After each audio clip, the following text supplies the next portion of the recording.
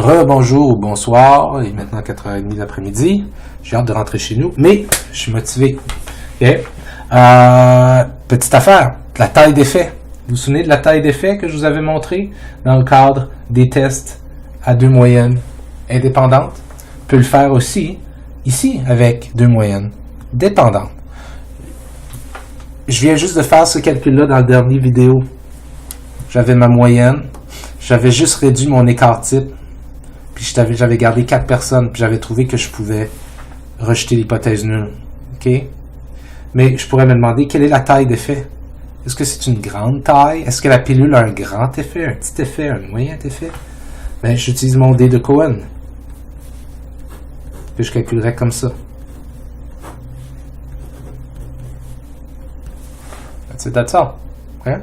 Ça veut dire quoi ça? Ben, ça veut dire 1,375 sur 1,035. Bref, comment grande est la différence entre avant et après,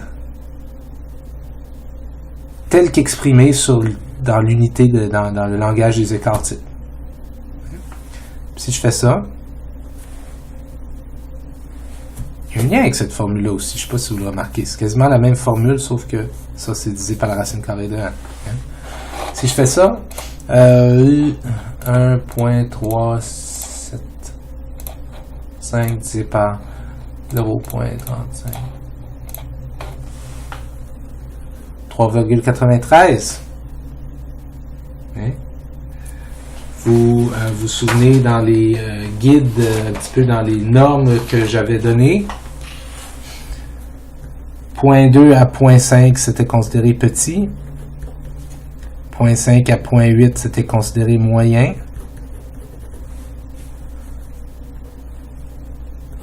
0.8 ou plus, c'était considéré grand. On pourrait parler ici d'un grand effet. OK? Un grand effet. Donc, ça, c'est quelque chose que vous pouvez aussi faire. Mais, il y a une autre affaire. Le fun ne s'arrête pas, mes amis. Il va s'arrêter un jour, ne vous inquiétez pas. Mais pour l'instant, on n'a pas fini, là. La soirée est jeune, on ne fait que commencer. Vous n'avez rien vu encore. Je peux aussi faire un intervalle de confiance. Vous vous souvenez tantôt dans le cadre des hypothèses, de tests d'hypothèses indépendantes. Test d'hypothèse pour deux moyennes indépendantes, test T. Je vous avais montré comment je peux faire un intervalle de confiance pour déterminer c'est quoi la différence, dans ce cas-ci, c'était, je pense, entre les buveurs de café et les non-buveurs de café, en termes de mémoire, dans la population. Est-ce qu'on peut estimer la différence? Mais je peux faire la même chose ici. Okay? Si je reprends mes fameuses données ici, là, que j'ai trouvées ici, là, attendez que je les retrouve, broche à foin. Okay. J'avais 4 participants. 1, 2, 3, 4. OK? Puis avant la pilule, puis après la pilule. Okay. Puis avant 10, après 12, avant 8, après 9,5, lui c'était 7, 11, puis c'était 11, 10. Okay. Puis j'avais trouvé une moyenne des différences de 1,375. Hein? Ça me dit que la moyenne dans l'échantillon est de 1,375. C'est cool. Sauf que, qu'est-ce qui arrive si quelqu'un me demandait « Ah, mais tu pourrais-tu m'estimer dans la population? Dans la population au complet, il y a des gens dans la population qui prennent cette pilule-là, puis il y a des gens qui prennent pas cette pilule-là. Ça serait quoi les différences au niveau de la mémoire entre... non, en fait, je m'excuse. Je suis allé vers quelque chose de faux, là. C'est pas qu'il y a des gens qui le prennent et qu'il y a des gens qui le prennent pas. C'est que dans la population, il y a des gens qui le prendraient pas puis ensuite qui le prennent. OK? Toi, tu en as pris 4 de gens qui le prennent pas puis ensuite qui prennent la pilule. Puis tu as remarqué la différence. Mais dans la population, au niveau complet de la population, quel serait un estimé de la différence entre la population avant la pilule et la population après la pilule? C'est un intervalle de confiance. OK? Une façon de résoudre ce problème-là, sans faire un intervalle, mais pour estimer quelle serait cette différence, ça serait une estimation ponctuelle. Regarde, avec 4 personnes, on a trouvé cette différence-là. Je pense que dans la population aussi, c'est probablement sage présupposer que ça serait une différence de 1,375. Okay, si la population, d'abord, qui ne prend pas la pilule, ensuite prenait la pilule, tu aurais probablement une différence de 1,375. Okay? Mais encore là, on ne peut pas vous dire combien, vous pouvez pas dire combien confiant vous êtes. Pour être à 95% confiant, il faut bâtir un intervalle de confiance. Qui serait égal à quoi? Qui serait égal, la formule revient comme avant, à la moyenne des différences, plus ou moins un T critique, qui est pour du bilatéral, 0,05, N-1, donc dans ce cas-ci 4-1, donc 3, fois ce qu'il y avait dans votre formule.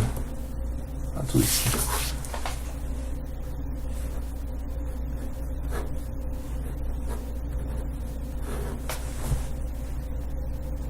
OK? Ben, essayons-le. En fait, je vais trafiquer un peu les données, là. Je vais utiliser le SD de ici, là, de quand je l'avais réduit. OK? Juste pour le fun. Imaginons que c'est un SD de 0,35. Écrivez-moi pas un courriel pour me dire « Hey, c'est pas un SD de 0,35. » Fais rien. Ça fiche. Okay? C'est pour les besoins de la course. Hein? Donc, ça serait 1,375. Mon intervalle de confiance à 95% serait égal à 1,375 plus ou moins ça, j'ai l'impression que je suis allé chercher 4-5 fois, mais j'ai besoin d'aller le rechercher parce que je l'ai oublié. Mon T critique B 0,05. Ok, je suis dans du B two-tail, B 0,05. Puis je suis dans du 3. 3.182. C'est à moins que je me trompe là. 3.182. Fois ce machin chouette là, 0,35 sur la racine carrée de 4, mais c'est 2, on le sait. OK? Bon, j'ai plus de place.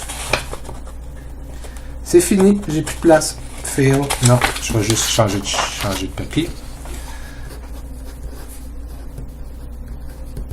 1.375 plus ou moins 3.182 0.35 divisé par 2. OK. Première affaire, hein? 0.35 divisé par 2, 17,5. Ouais, c'est ça. OK. 1.375 plus ou moins 3,182 fois 0,175. Multiplication en premier. 3.182 fois 0,175. 0,55685.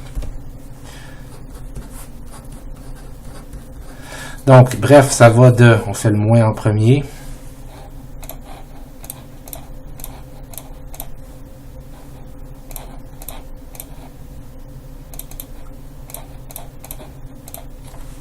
Ça va de 0,81815 à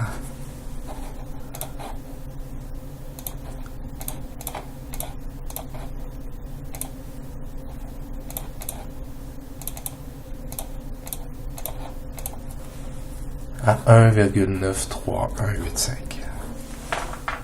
Et ça, c'est mon intervalle de confiance qui répond à la question. Ouais, ben ici, tu as 4 personnes. Puis tu as trouvé une différence de temps, avec un écart type de temps, qui n'est pas le vrai, mais ça fait rien. Puis c'est bien beau ça, mais si tu généralisais à ta population, qu'est-ce que tu penses que serait vraiment cette différence-là? Si tu avais toute la population aussi. Qu'est-ce que tu penses que ça serait vraiment? Et la réponse c'est, ben, je peux pas te dire ce que ce serait vraiment, mais je suis 95% certain que ça serait quelque part entre ça et ça. OK? Puis là, le monde vous lance des fleurs, puis vous applaudit, puis c'est comme... c'est le grand succès. Vous êtes le nouveau héros de la journée. OK? Donc, ça fonctionne comme ça. Je vais vous laisser vous essayer avec ça. Dans les prochaines vidéos, on rentre dans le merveilleux monde de la corrélation et de la régression. Salut!